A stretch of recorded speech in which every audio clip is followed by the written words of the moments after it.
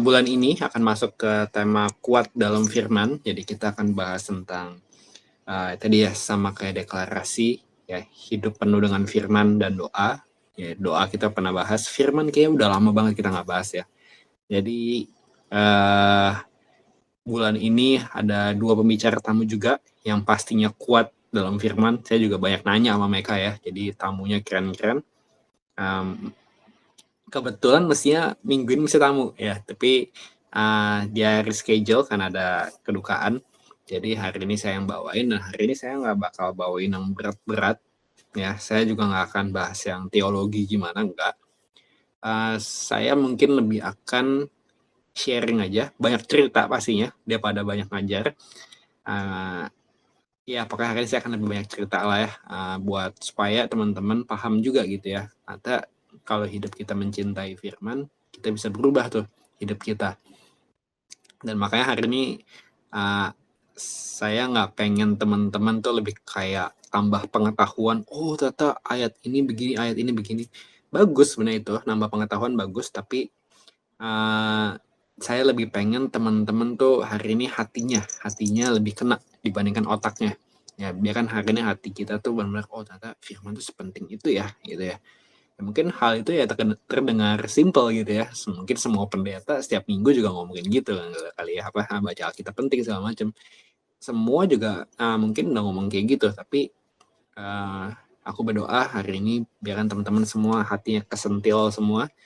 Yang dulu mungkin nggak pernah baca firman jadi baca firman, yang baca firman masih suka malas-malasan jadi tanpa diingetin, tanpa disuruh, tanpa dipaksa, jadi suka sendiri ya sama firman. Nah, makanya hari ini saya akan kasih judul mencintai firman. Jadi pokoknya saya berharap abis ini teman-teman semua benar-benar punya apa ya, punya kehausan benar-benar tanpa disuruh, tanpa dipaksa, kepengen. Nah, nanti saya akan cerita gitu ya, gimana supaya kita bisa dapat kayak gitu. Nah, mungkin sebelum mulai saya akan cerita dulu pengalaman saya. Ya, pengalaman saya tuh kenal firman itu dari sebelum saya lahir baru, bayangin gak sih? Sebelum saya lahir baru, saya udah rajin baca firman. Nah, jadi waktu itu saya punya guru les ya, guru kursus matematika. Dia itu sebelum kursus matematika, bayangin kursus matematika, dia wajibin semua muridnya buat baca Alkitab dulu, 1 pasal minimal. Dulu saya belum lahir baru ya, saya Kristen KTP lah hitungannya gitu, KTP banget gitu. Terus saya nantangin dia, apa hubungannya kursus matematika sama baca firman ya. Terus dia dijawab dong dengan PD ya, dengan PD dia jawab, kalau kamu mau nilai kamu bagus, baca firman. Nah itu saya lebih sebagai Kristen KTP ya, saya lebih apa hubungannya nilai matematika sama baca firman. Ya kalau nilai pelajaran agama Kristen nambah ya mungkin ya iya baca Alkitabnya banyak gitu. Tapi nilai matematika apa hubungannya? Akhirnya waktu itu tapi saya bilang ya baca Alkitab juga nggak ada ruginya lah, nggak ada jeleknya kan, itu hal yang positif gitu. Ya udah saya lakuin aja lah, kalau ya nilainya bagus ya oke, kalau enggak juga ya udah, emang secara logika nggak ada hubungan gitu. Logiknya apa gitu, nilai matematika bisa nambah karena baca Alkitab. Dia bukan bilang matematika doang sih ya, lebih tepatnya nilai semua pelajaran gitu ya, otaknya pasti akan berubah gitu. Akhirnya saya baca firman rajin tiap hari 1 pasal, kadang-kadang dulu masih 1 perikop ya, nggak sampai 1 pasal, tapi ya saya mulai rajin aja gitu ya. Dan memang benar kayak gitu ya, saya juga kaget sendiri, saya belajar tuh jadi lebih gampang ya. Semua yang saya hafalin, semua yang saya pelajarin lebih cepat masuk lah ke otak saya gitu. Sampai itu pertama kalinya seumur hidup saya ranking 2 di kelas. Waktu itu saya ingat banget tuh, saya ranking 2 di kelas. Bukan karena saya pinter pasti itu ya, karena dulu SD itu itu kelas 1 SMP ya. 1 SMP pertama kali saya ranking 2. SD itu saya nggak pernah ranking 5 besar. Paling tinggi itu kayak 7 lah gitu. Saya nggak pernah masuk 5 besar, tiba-tiba ranking 2. Mama saya sampai kayak bingung gitu ya, kamu nyontek ya? Apa digituin bayangin sama mama sendiri gitu ya. Nah, tapi itu menarik ya teman-teman. Itu ternyata firman itu bisa ngubah. Makanya waktu itu tapi waktu itu dengan motivasi jelek sih ya. Saya baca firman ya kan, wah gila nilai saya nambah nih. Nah, akhirnya saya baca firman dengan motivasi jelek ya, motivasi yang egois gitu ya, yang nggak rohani lah. Saya baca firman bukan karena cinta Tuhan, tapi saya tetap baca gitu. Saya tetap baca sampai akhirnya saya lahir baru, kelas 3 SMP. Kelas 3 SMP saya lahir baru, saya mulai rajin baca Alkitab lebih lagi. Saya mulai cinta Tuhan, ya nggak cuma baca karena motivasi yang mungkin saya baca yang memang positif, tapi motivasi yang nggak jelek gitu ya, nggak bagus. Akhirnya saya karena cinta Tuhan, saya lebih apa ya, baca tuh karena emang kepengen tahu gitu, kepengen tahu isi Alkitab gimana, dan ternyata banyak sekali saya sadar hal-hal yang saya lakuin selama ini, yang saya pikir sebenarnya itu hal yang cukup oke dan nggak masalah gitu ya intinya. Tapi ternyata pas saya baca Alkitab, saya nemuin tuh benar-benar ketulis di Alkitab ya. Saya nggak pernah baca dari dulu kan. Jadi setelah saya baca Alkitab, saya baru tahu, gila, selama ini yang saya lakuin itu ternyata salah ya. Ini jelas-jelas menantang gitu. Ada kalimat di Alkitab menentang banyak hal yang saya lakuin yang saya anggap benar awalnya. Jadi waktu itu pun motivasi saya juga awalnya berubah ya, dari pengen nilai bisa bagus ya kalau baca Alkitab ya. Akhirnya berubah jadi ini saya pengen tahu nih hal apa lagi yang saya salah ketulis di Alkitab. Itu motivasi kedua saya.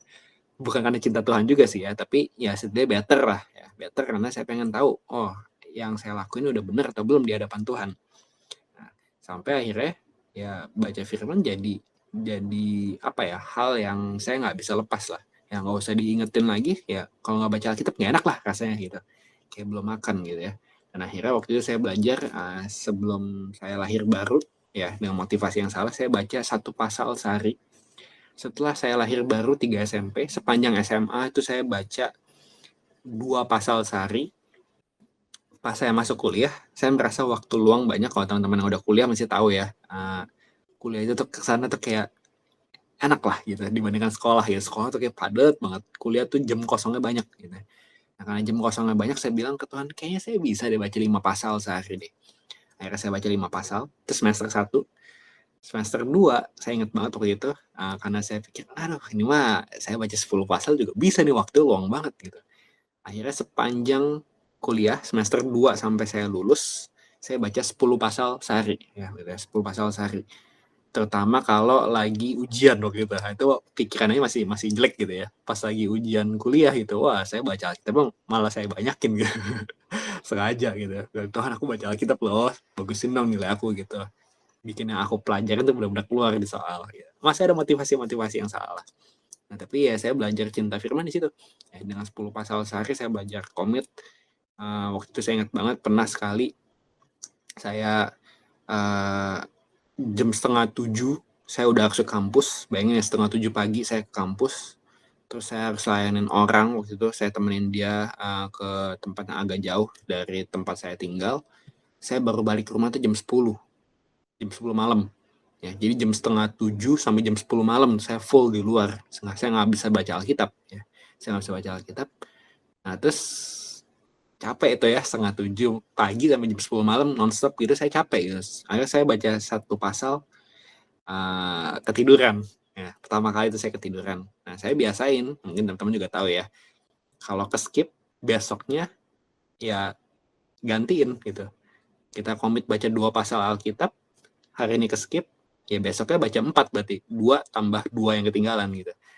Nah, jadi saya total baca 19 pasal besoknya gitu ya. Saya bilang, waduh, 10 tambah 9 gitu yang saya belum baca. Nah, itu sebenarnya kan saya bilang, ya udahlah Tuhan, kan aku juga layanin orang loh gitu. Masa nggak boleh sih aku ya udah 10 aja lah ya, 9 ketinggalan ya udah. Waktu itu saya komit baca 19 pasal sehari. Jadi waktu itu karena saya ketinggalan, dan 19 pasal itu nggak mudah, terutama kalau teman-teman tahu, saya waktu itu lagi di kitab Lukas. Kalau teman-teman baca kitab Lukas, 1 pasalnya itu 50 ayat, 60 ayat. Banyak banget yang 50 ayat gitu ya. Wah, itu sampai pengang gitu kepalanya. Tapi ya saya belajar di situ. Baru setelah saya lulus kuliah, saya masuk kerja. Saya kerja itu sampai sekarang bisa sebenarnya kalau mau 10 pasal tuh. Cuma saya pikir kalau saya baca 10 pasal, saya nggak sempet ngapa-ngapain ya. Waktu doanya susah, nggak bisa lebih lama, mau layanin orang juga nggak bisa, mau belajar yang lain juga nggak bisa. mau layanin orang juga nggak bisa. Akhirnya waktu itu saya bilang ke Tuhan, oke aku balik 5 pasal lagi deh. Karena aku masih kerja full, kalau bisa aku baca 5 pasal supaya aku bisa ngapa-ngapain juga buat kerajaan Tuhan juga pastinya ya. Jadi gitu ya. Jadi gitu perjalanan saya komit baca firman. Dan menariknya juga teman-teman, kalau teman-teman tahu ya, firman itu pasti ngubah kita ya. Firman itu pasti ngubah kita. Saya belajar banyak dan salah satu orang yang saya tahu juga pastinya kayak kalau Christian gitu. Saya kenal dari awal, saya kenal dia, saya langsung baca Alkitab. Dan dia udah baca Alkitab juga sampai detik ini pastinya. Dan saya yakin dia juga bisa, kalau suruh kesaksian bisa tuh ya. Apa perubahannya sejak rajin baca firman dari sebelum baca firman gitu. Ya silahkan kalau Christian dipersilahkan. Enggak ya, bercanda. Ya tapi pasti bisa lah ya. Kalau Christian tuh udah ngalamin soalnya, sama saya juga saya ngalamin. Jadi pasti ada sesuatu yang berubah di hidup kita kalau kita cinta firman. Jadi kalau ada teman-teman bilang kok hidup saya begini-gini aja, kalau saya saya kayak nggak tambah sukses gitu ya, mungkin ada hubungannya dengan cinta firman juga. Karena orang yang cinta firman pasti hidupnya beda lah, nanti teman-teman akan lihat. Tapi ada tuh kayaknya tuh orang yang baca firman tapi sifatnya masih jelek banget. Saya pun juga ngalamin gitu ya. Saya udah baca firman tapi masih banyak hal-hal jelek dari diri saya sampai detik ini. Dan kalau misalnya ada yang bilang kayak gitu, lu rajin baca firman tapi sikapnya kayak gitu. Saya nggak bisa bantah gitu ya. Kadang-kadang saya nggak bisa bantah. Tapi jawaban saya adalah, iya, saya baca firman aja masih separah ini. Bayangin nggak kalau saya nggak baca firman? Gitu. Pasti lebih parah lagi dibandingkan saya baca firman. Baca firman udah separah ini gitu ya. Apalagi nggak baca firman, pasti lebih parah lagi. Ya. Jadi, tapi saya percaya, saya 10 tahun lagi saya nggak mungkin masih kayak gini. Ya. Saya tahu firman Tuhan dalam 10 tahun lagi pasti saya beda lah. Kalau saya tetap komit sama firman Tuhan, saya tetap intik sama Tuhan. Jadi itu teman-teman. Hari ini saya mau nyentil hati teman-teman semua supaya benar-benar cinta firman. Saya akan bagiin beberapa poin yang simpel-simpel aja, nggak berat sama sekali, tenang aja, percaya sama saya, nggak akan berat, saya akan lebih banyak cerita lebih tepatnya. Pertama teman-teman, poin pertama saya adalah setiap kata di dalam firman Tuhan itu punya kuasa. Ya kayak tadi ya, saya dengan motivasi jeleknya saya awal-awal tuh saya baca dengan motivasi pengen nilai saya bagus. Kenapa? Karena ya mentor yang penginjil itu ngajarin saya, kalau kamu mau nilai kamu bagus, baca firman. Kenapa? Karena ketika kita baca sesuatu, misalnya kita baca tulisan di situ ya, setiap kata di dalam firman Tuhan mempunyai kuasa. Nah, kita baca itu, walaupun mulut kita diam, pasti kan dalam hati kita menyuarakan apa yang kita baca. Ya, setiap kata di dalam firman Tuhan mempunyai kuasa gitu. Pasti kan kita baca itu menyuarakan dalam hati kita. Nah, kalau kita baca firman, kita nyuarain dalam otak kita, dalam pikiran kita baca semua itu. Kan firman Tuhannya bersuara di dalam pikiran kita. Nah, itu pasti nanti di otak kita akan ada, percaya nggak percaya nih teman-teman ya. Percaya aja lah, jangan nggak percaya gitu. Setiap firman yang masuk ke otak kita pasti nanti akan ada yang merubah otak kita lah secara daging gitu ya. Makanya itu yang dibilang firman itu bisa mendaging gitu. Nah itu saya yakin, saya percaya juga, dan saya udah ngalamin juga, firman itu kalau masuk ke otak kita pasti akan mengubah otak kita juga. Ya. Ini nggak cuma dialamin sama saya. Ya, waktu itu setelah nilai saya tambah bagus gitu ya, ada teman saya yang rankingnya tuh ranking 12 dari belakang, dari 200 orang. Ya, jadi basically dia ranking 188 berarti ya, 188 dari 200 orang satu angkatan. Nah, hampir nggak naik kelas, nilainya kacau balau. Nah, waktu itu dia lihat, kok kayaknya Andreas ini belajarnya nggak gimana-gimana banget, nilainya tapi bagus ya. Nah, waktu itu saya kan ya karena udah pernah ngalamin juga ya, saya bilang ke dia, oh iya dong, baca Alkitab makanya. Nah, terus dia orang Kristen KTP ya. Dia juga bingung, apa hubungannya baca Alkitab sama nilai jadi tambah naik. Ini orang yang hampir nggak naik kelas ya teman-teman ya. Soalnya waktu itu ranking 19 dari 200 orang kayaknya. Ranking 19 dari 200 orang, dia ranking 12 dari belakang, dari 200 orang gitu ya, 188. Nah, tahun depannya, dia percaya sama kata-kata saya, dia baca firman, tiap hari sambil belajar juga pastinya. Ya bukan artinya mau pinter baca firman tapi nggak belajar, itu bodoh juga sebenarnya kayak gitu. Ya dia tetap belajar, tapi sambil baca firman. Rankingnya dia di atas saya. Ya, saya kesusul. saya dari ranking 19 dari 200 orang, dia ranking 12 dari 200 orang gitu. Gila. Saya sempat bilang juga, Tuhan, aku yang ngajarin dia, kok dia lebih bagus daripada aku gitu ya. Ya, tapi ya udah, maksudnya, tapi sejak itu saya bersyukurnya adalah ya dia itu benar-benar mulai ikut Tuhan ya, karena dia mulai ikut Tuhan. Sampai sekarang setahu saya dia pindah ke Surabaya itu ya. Sampai sekarang dia masih radikal buat Tuhan, malah lebih radikal dibandingkan pas ketemu saya gitu. Tapi ya itu dia ngalamin firman di situ ya. Jadi firman tuh punya kuasa. Nggak cuma saya ngalamin, teman saya itu ngalamin, dan teman-teman kalau mau ngalamin pasti juga bisa ya. Baca firman, nilai-nilai edukasi itu pasti akan naik, saya yakin. Nggak cuma nilai-nilai edukasi, skill kita di kantor, di kerjaan itu pasti bisa naik juga. Dan nggak cuma soal kepintaran ya teman-teman, kuasa firman Tuhan itu juga bisa menyembuhkan. Nah, karena kalau teman-teman perhatiin ya, semua tulisan di firman Tuhan itu kan diilhamkan oleh Allah ya, diilhamkan oleh Allah. Nah, ini beda ya teman-teman, diilhamkan sama ditulis. Jadi jangan pernah bilang Alkitab itu ditulis sama Roh Kudus, nggak ada kata-kata kayak gitu di Alkitab ya. Yang ada itu tulisan di Alkitab semuanya diilhamkan Allah dan ditulis oleh manusia. Jadi manusia yang tulis, tapi diilhamkan semuanya dari Roh Kudus. Jadi Roh Kudus tuh nggak pernah nulis pakai pulpen gitu ya, Alkitab nggak pernah ya. Semua ditulis oleh manusia, tapi manusia-manusia ini semuanya diilhamkan sama Roh Kudus. Makanya mereka bisa hidup di zaman yang beda, mereka bisa beda tempat jauh-jauhan, bisa saling nggak kenal, tapi tulisannya kok bisa nyambung. Nah, karena misalnya Yesaya ngomong apa, Yeremia ngomong apa, Paulus ngomong apa gitu ya, nggak saling kenal, tapi kok bisa nyambung semua. Nah, karena itu pengilhamnya sama ya. Jadi semua firman Tuhan tuh diilhamkan oleh Roh Kudus, dan kalau diilhamkan oleh Roh Kudus ya berarti ada kuasanya di setiap tulisan yang kita baca.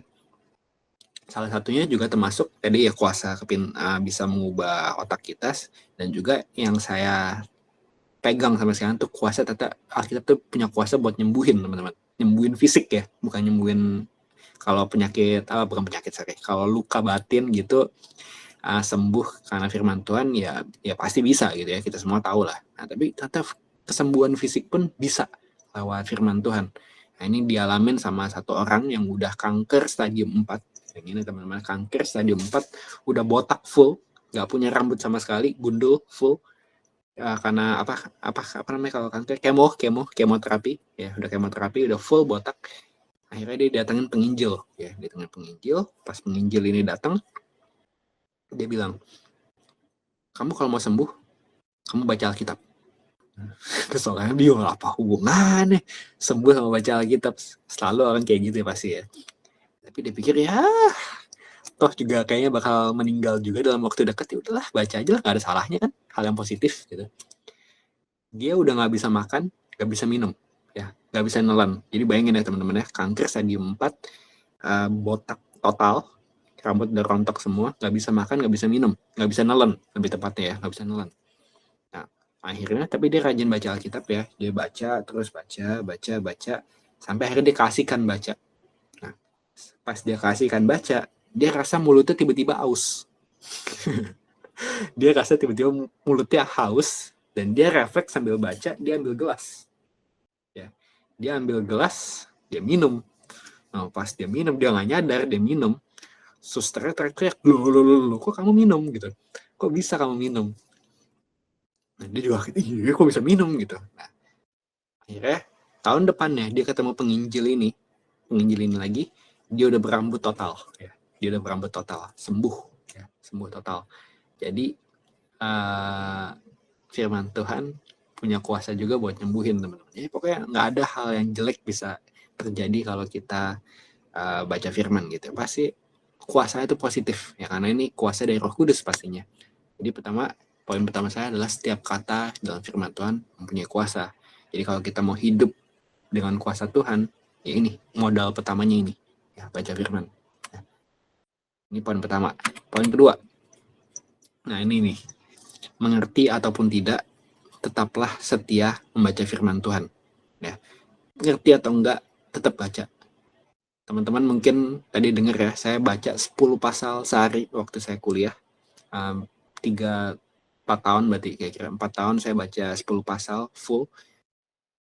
10 pasal itu teman-teman, kalau teman-teman tahu, 10 pasal itu Matius sampai Wahyu sebulan selesai. Ya, sebulan selesai. Kejadian sampai Wahyu itu 4 bulan selesai. Jadi saya bisa selesaiin Alkitab 3 kali dalam setahun. Ya. Saya lebih banyak baca Perjanjian Baru, ya. Itu berarti saya baca 12 kali tuh setahun. Matius sampai Wahyu 12 kali setahun saya baca. Ya. Apakah yang saya baca semua saya ngerti? Enggak. Ya, jujur aja enggak gitu. Tapi saya setia aja. Ya, saya setia aja. Dan banyak kok hal-hal yang akhirnya saya baru ngerti itu bertahun-tahun kemudian. So, ternyata yang selama ini saya baca maksudnya itu gitu. Bahkan ada yang saya salah ngerti gitu. Saya pikir maksudnya begini. Ya, ternyata ada artinya begini gitu ya. Saya salah paham namanya. Tapi karena saya baca, saya tahu tuh isinya begini, isinya begitu. Jadi ngerti nggak ngerti tetap baca aja.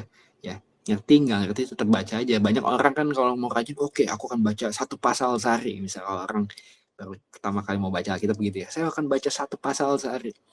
Akhirnya dia mulai dari kitab Kejadian, dia mau baca sampai Wahyu gitu ya. Nah, percaya sama saya, kalau mulai dari Kejadian, biasanya orang sampai Keluaran 20 tuh, mentok. Keluaran 20 tuh mentok ya biasanya.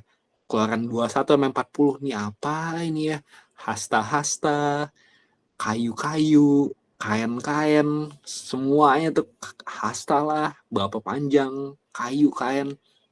Nah, Keluaran 21 sampai 40 udah mulai bingung. Terus lanjut ke kitab Imamat lagi. Wah, itu lebih pasti berhenti lagi tuh. Saya juga dulu begitu sempat. Ya, kitab Imamat tuh memang katanya salah satu obat tidur yang paling baik katanya. Enggak sih, kalau teman-teman mau ngertiin itu sebenarnya kitab yang menarik kok sebenarnya. Saya juga baru mulai menyukai kitab Imamat ya, baru beberapa tahun inilah gitu. Tapi intinya ngerti nggak ngerti tetap baca. Saya juga dari dulu saya nggak ngerti kitab Imamat dulu ya. Saya nggak ngerti kitab Imamat, tapi saya baca aja gitu. Baca, tetap setia, dan baru saya bisa gitu. Sampai beberapa tahun ini saya mulai ngerti, Imamat tuh maksudnya begini gitu ya. Menarik kok kalau kita baca. Nah, ada satu kisah di Alkitab yang bisa ngajarin kita ngerti nggak ngerti itu baca aja gitu ya. Nah, ini kisah Para Rasul 8 ayat 26 sampai 31. Kemudian berkatalah seorang malaikat Tuhan kepada Filipus, katanya, bangunlah dan berangkatlah ke sebelah selatan menurut jalan yang turun dari Yerusalem ke Gaza. Jalan itu jalan yang sunyi. Bingung ya, kok Tuhan suruh Filipus ke jalan yang sunyi, jalan yang kosong gitu, ngapain? Ya. Lalu berangkatlah Filipus, adalah seorang Ethiopia, seorang sida-sida, pembesar dan kepala pembenaran Sri Kandake, ratu negeri Ethiopia yang pergi ke Yerusalem untuk beribadah. Sekarang orang itu sedang dalam perjalanan pulang dan duduk dalam keretanya sambil membaca kitab Nabi Yesaya. Nah, kalau teman-teman tahu kitab Nabi Yesaya itu cukup sulit ya. Itu bahkan ada yang bilang kitab Yesaya tuh basically itu Alkitab dirangkum jadi satu kitab gitu. Nah, semua yang ada di Alkitab itu dirangkum dalam kitab Yesaya. Kira-kira teolog-teolog pada bilang kayak gitu. Jadi itu kitab susah banget sebenarnya. Kitab Yesaya tuh kalau kita mau ngertiin tuh, kalau nggak ngerti konsepnya itu susah ya. Nah, tapi menarik ya. Ini ada orang Ethiopia, dia duduk dalam keretanya baca kitab Nabi Yesaya yang susah banget. Lalu kata Roh kepada Filipus, pergilah ke situ dan dekatilah kereta itu.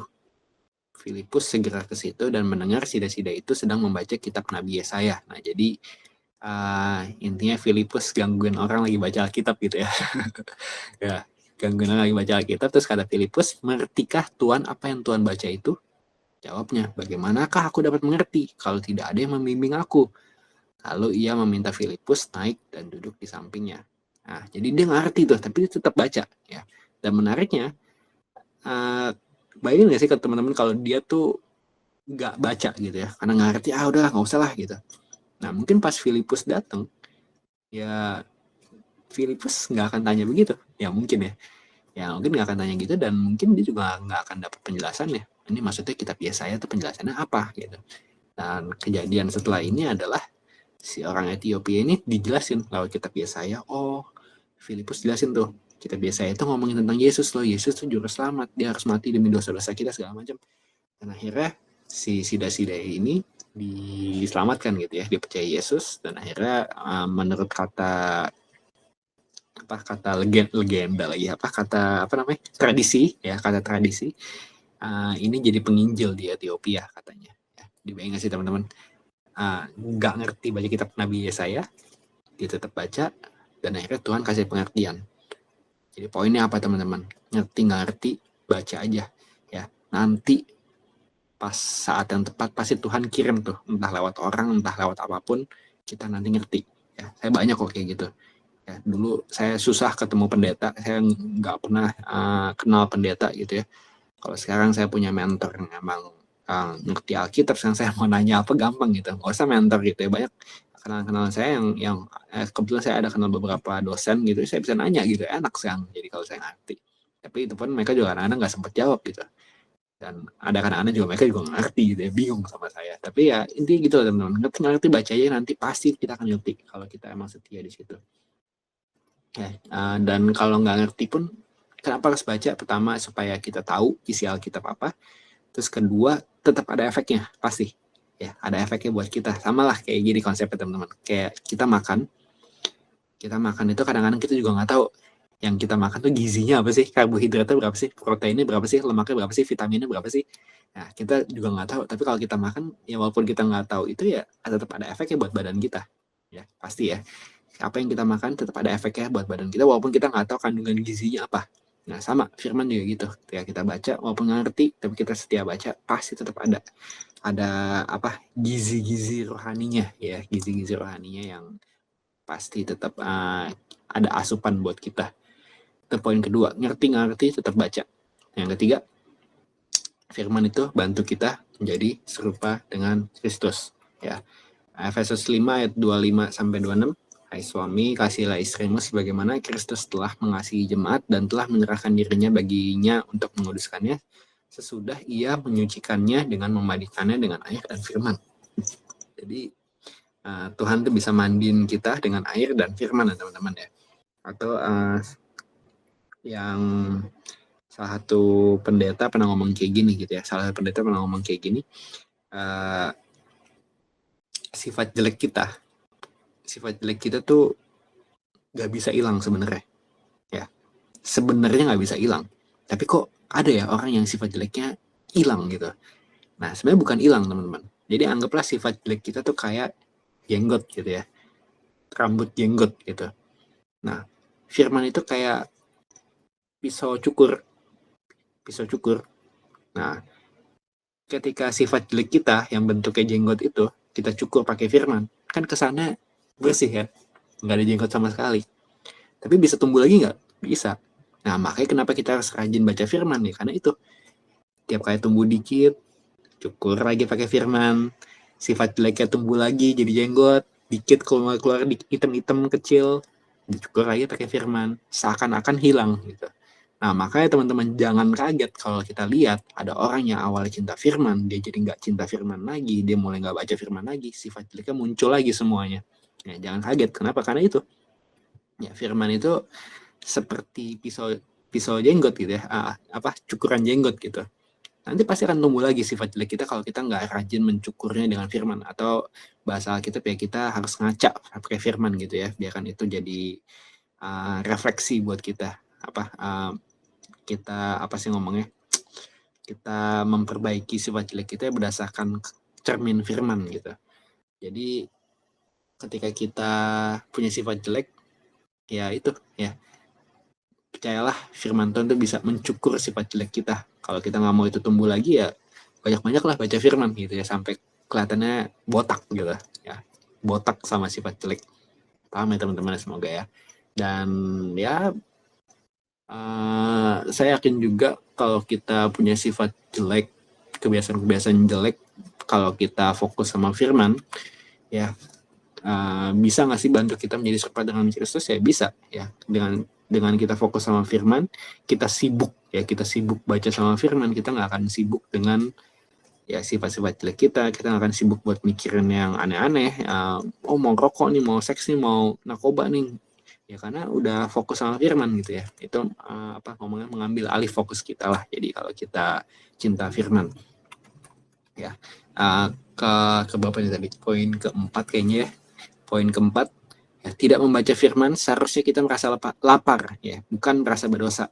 Saya tahu di sini pasti ada gitu ya, yang merasa berdosa kalau nggak baca Alkitab. Ya, saya tahu pasti ada, karena saya pun ngalamin. Semua orang pasti pernah ngalamin lah kayak gitu. Ya, saya dulu diajar sama orang yang nginjilin saya tadi.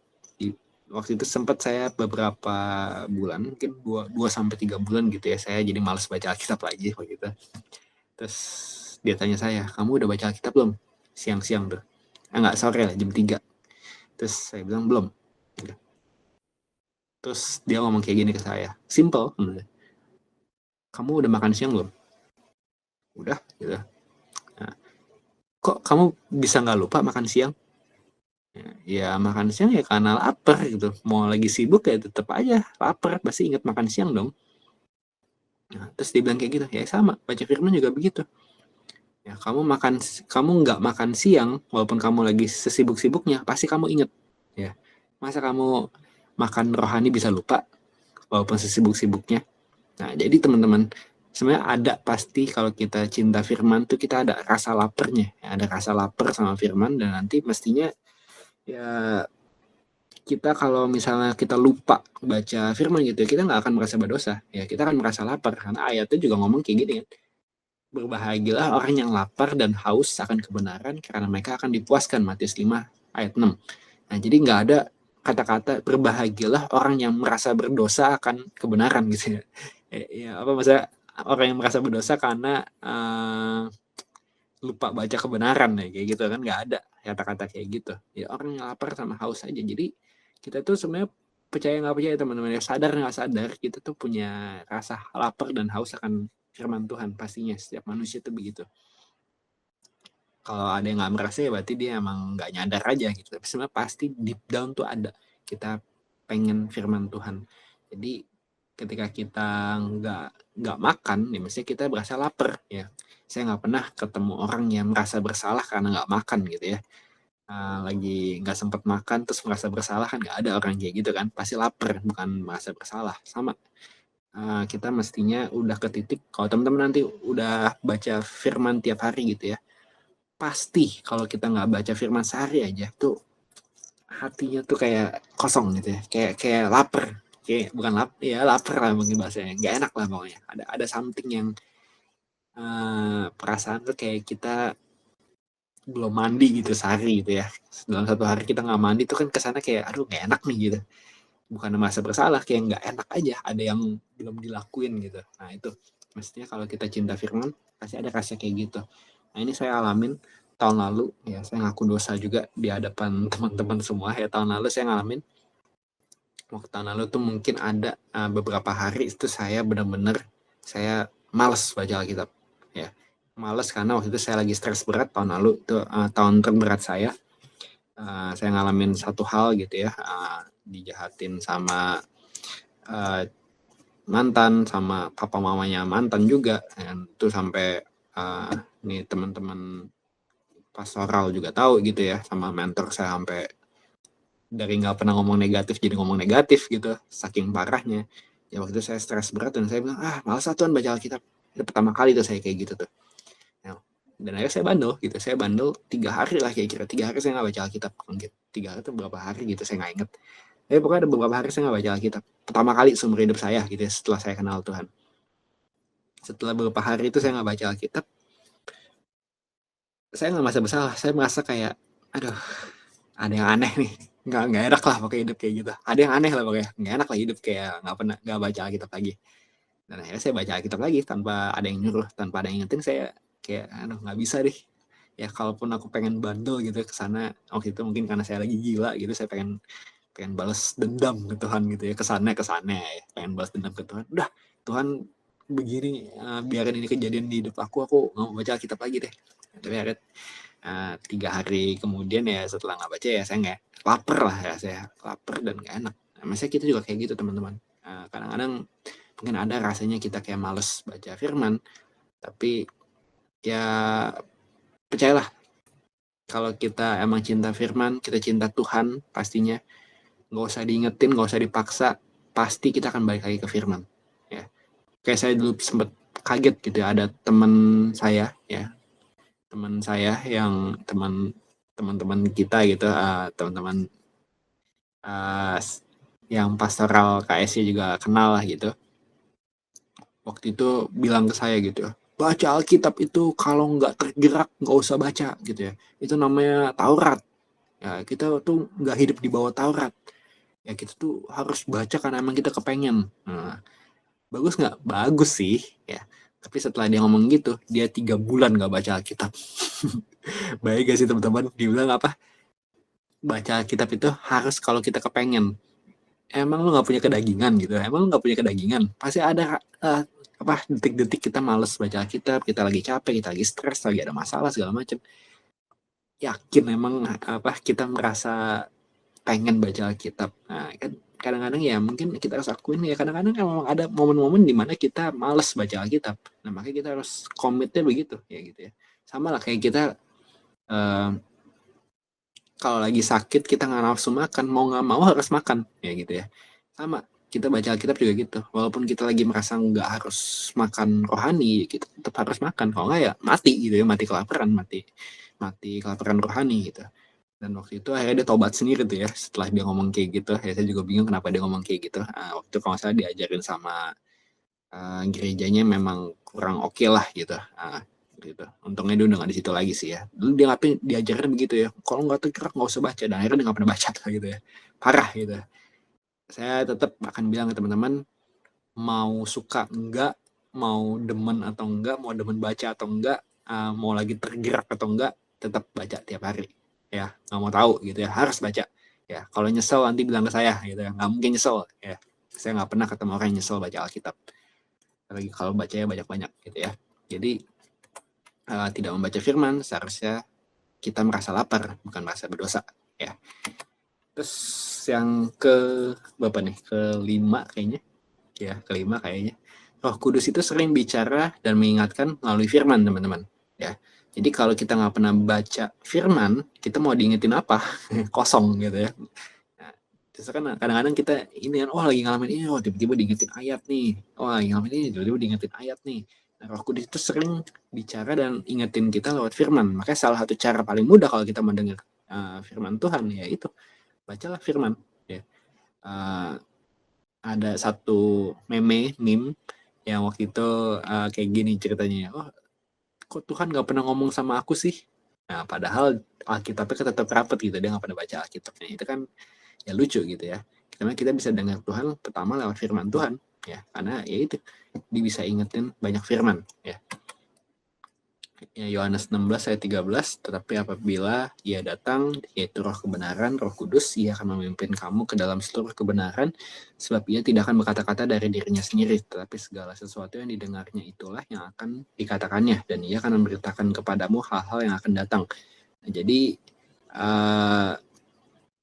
Roh Kudus itu akan mimpin kita ke dalam kebenaran. Nah, makanya salah satu itu teman-teman ya, lewat firman Tuhan dia akan mengingatkan kita. Ya, saya ngalamin ini ketika waktu itu saya pernah di fitnah, hampir masuk penjara karena ada orang yang kenal Tuhan. Bayang gak sih, saya hampir masuk penjara, difitnah sama oknum-oknum.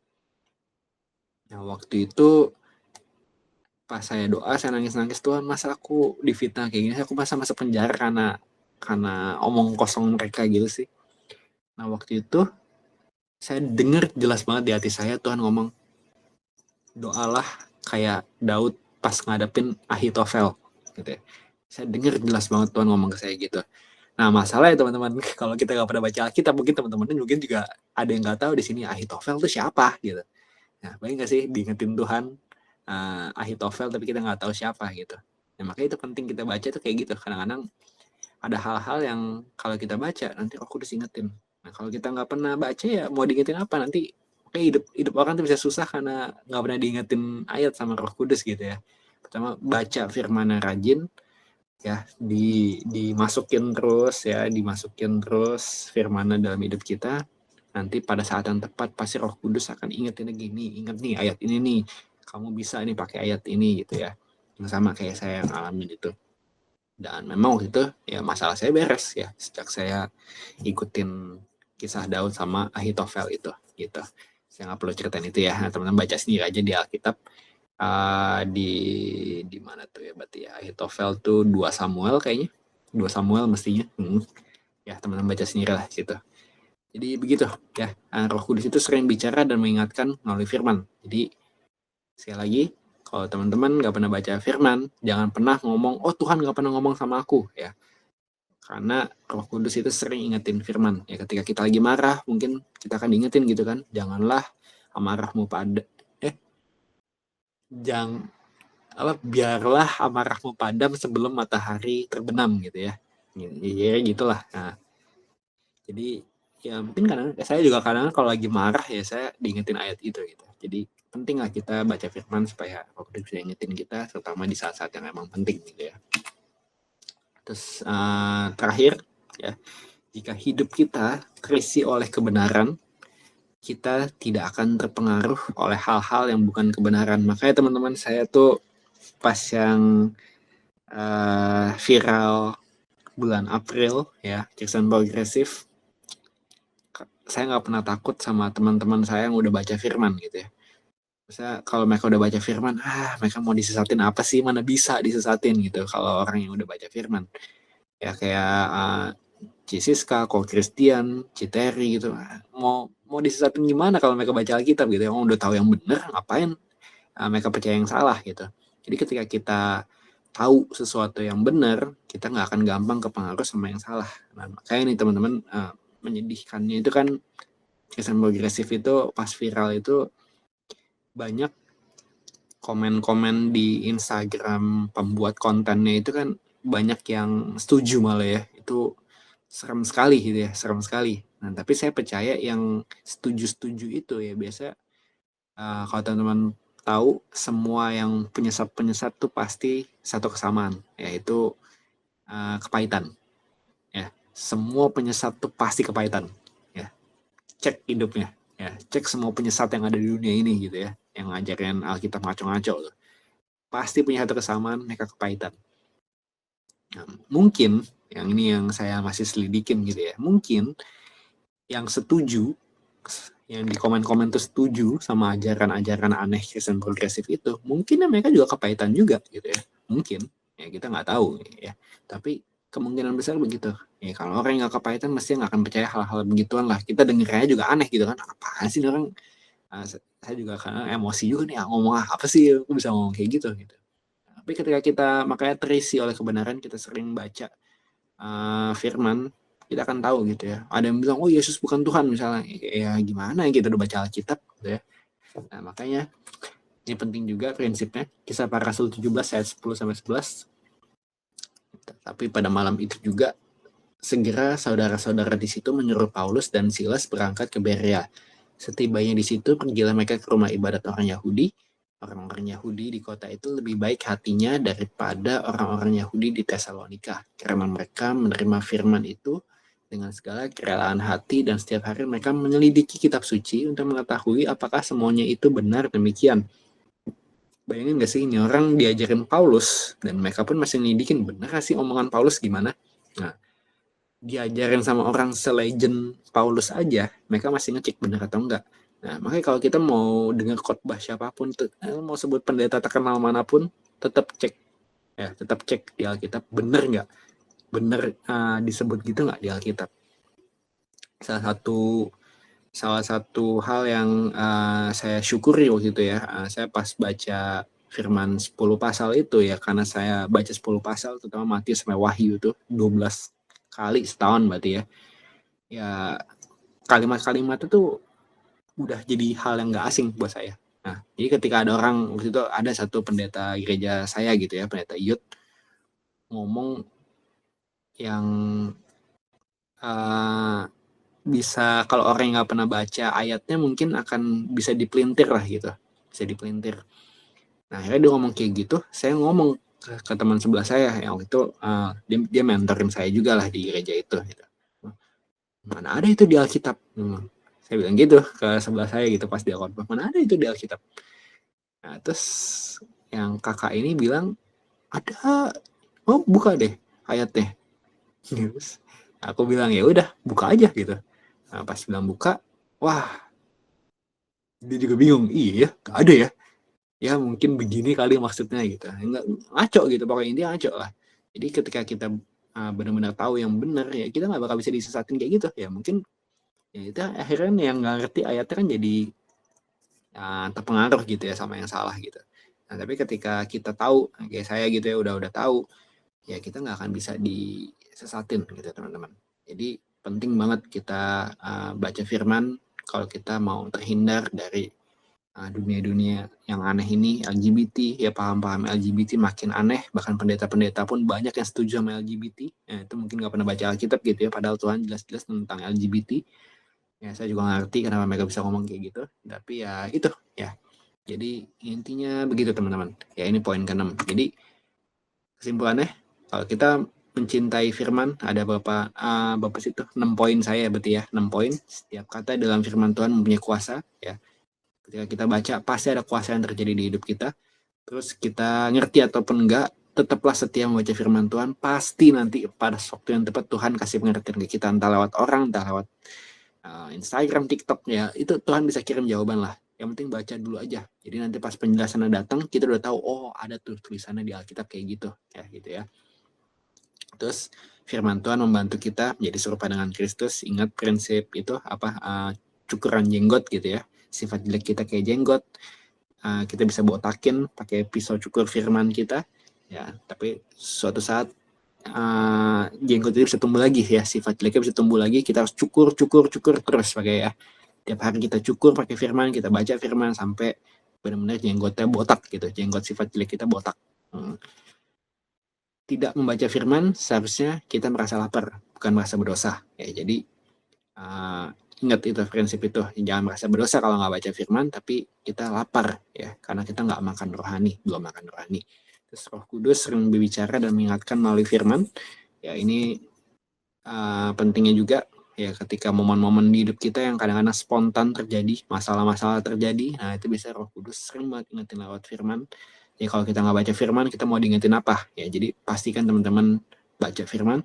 Terus jika hidup kita terisi oleh kebenaran, kita tidak akan terpengaruh oleh hal-hal yang sesat, yang bukan kebenaran ya, pasti ya. Waktu itu ada satu pendeta juga yang pas Kristen progresif, dia bilang, saya ngapain bahas Kristen progresif di gereja saya cukup mengajarkan yang benar aja. Kalau mereka tahu yang benar, mau disesatin kayak apa, mereka nggak bakal bisa gitu. Itu benar, saya setuju gitu ya. Jadi pasti teman-teman tahu yang benar, dan pasti kalau udah tahu yang benar, nggak mungkin, nggak usah takut lah untuk disesatin gitu. Terakhir teman-teman, saya mau sharing semenit aja. Mungkin teman-teman ingat ya, kita pernah bahas Kristen progresif. Nah, pas Kristen progresif itu, saya yang jelasin waktu itu ya, itu saya persiapan 2 minggu full. 2 minggu full saya benar-benar gali firman. Ya. Pernah sekali sampai saya dari jam 10 malam sampai jam 3 pagi gitu ya, saya gali firman, itu pun gak selesai gitu, belum selesai. Nah, tapi yang menariknya adalah saya nikmatin itu. Ya, capek nggak capek ya, saya sampai sakit setelah 2 minggu, saya sampai sakit karena kurang tidur, kecapean segala macam.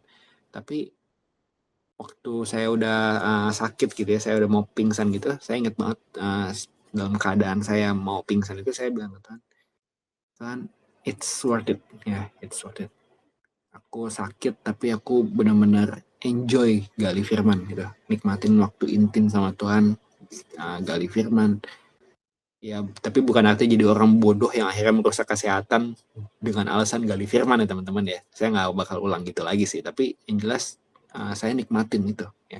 Momen-momen saya gali firman Tuhan lebih lagi segala macam.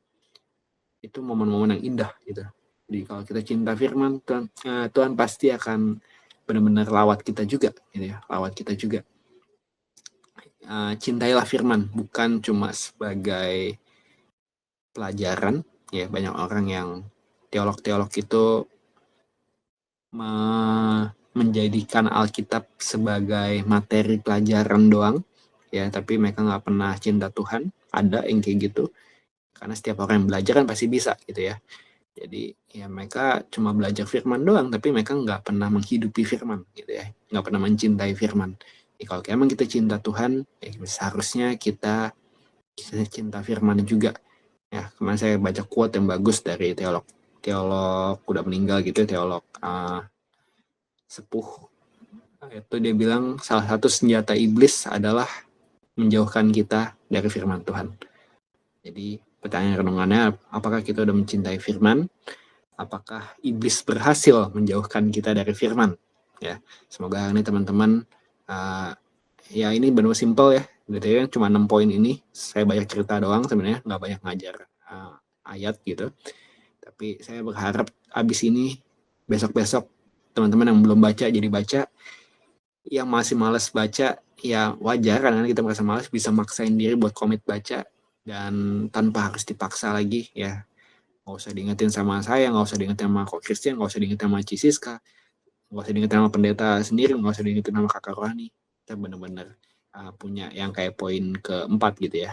Kita rasa lapar, bukan rasa berdosa kalau nggak baca Alkitab. Oke, yuk kita tutup dalam doa. Tuhan, terima kasih Tuhan, hari ini Tuhan kami udah belajar lagi Tuhan, kami diingatkan lagi bahwa kami harus jadi pengikut Kristus yang cinta firman, karena firman adalah kata-katamu Tuhan.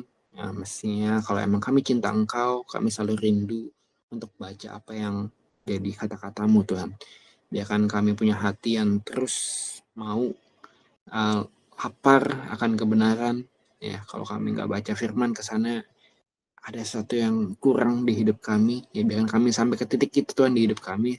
Dan kami tahu Tuhan, ketika kami cinta firman-Mu, firman-Mu juga pasti akan menjadi terang bagi jalan kami.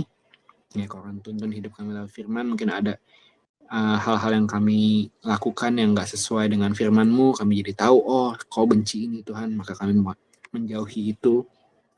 Atau mungkin juga bisa sebaliknya, kami menemukan, oh ternyata Kau suka ini, dan akhirnya kami mulai melakukan itu. Ya, biarkan hidup kami dididik oleh firman. Dan kami percaya ya Roh Kudus, Kau akan pimpin hidup kami. Firman-Mu akan benar-benar menjangkau kami untuk benar-benar bisa berjalan sesuai dengan apa yang Kau mau. Dan kami percaya Tuhan, firman-Mu akan membersihkan kami, dan akhirnya kami bisa menjadi serupa dengan Kristus ketika kami menghidupi firman-Mu. Dalam nama Yesus kami berdoa dan mengucap syukur. Amin.